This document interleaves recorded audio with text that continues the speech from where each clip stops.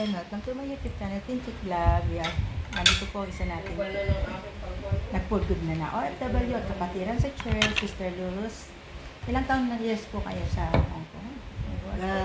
18 years. Wow, tagal naman pala. Ano po yung, sa 18 years, ano po yung naging sekreto niyo para tumagal sa Hong Kong ng 18 years? Isang amo lang po ba yun? Dalawa rin. Okay. Kasi naka 2 years ako sa unang amo, tapos 16 years ako sa pangalawang amo. Wow. Yung sekreto lang is maging obedient tayo sa ating mga amo. Talagang wag natin silang galitin. At lalong-lalo na pagtrabaho, magtrabaho tayo na maayos and be honest always. Kasi yun ang gusto ng mga amo na maging honest ka. Once matiwala sila sa'yo, yun na yun. Kahit anong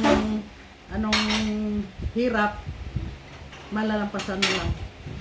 Okay. At saka, mga tips lang para sa ating mga kababayan na nandyan pa, mag-ipon-ipon para sa sarili. Kung tumulong man tayo, tutulong tayo, pero wag iubos na tulong.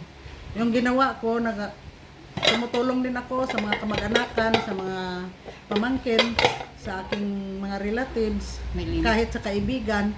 Pero nag-save din ako para sa aking sarili, kahit tapos na ang mga anak ko.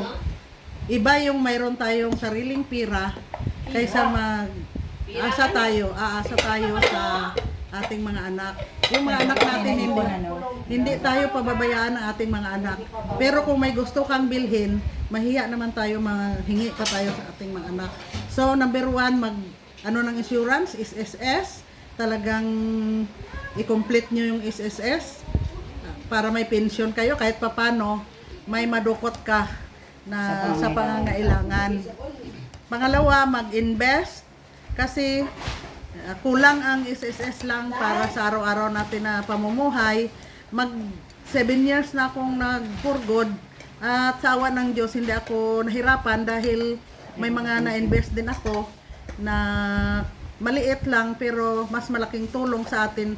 Lalo na kung senior ka na, marami ka ng mga maintenance na gamot, marami ka na ring mga hindi kaya kainin. So, kailangan mo rin na bibili ka para sa sarili mo. Enjoy your life. One of the secret na manatili kang active, lalong-lalo na sa simbahan. Pag holiday nila.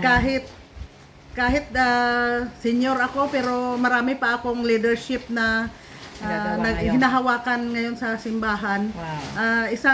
Isa pa, pag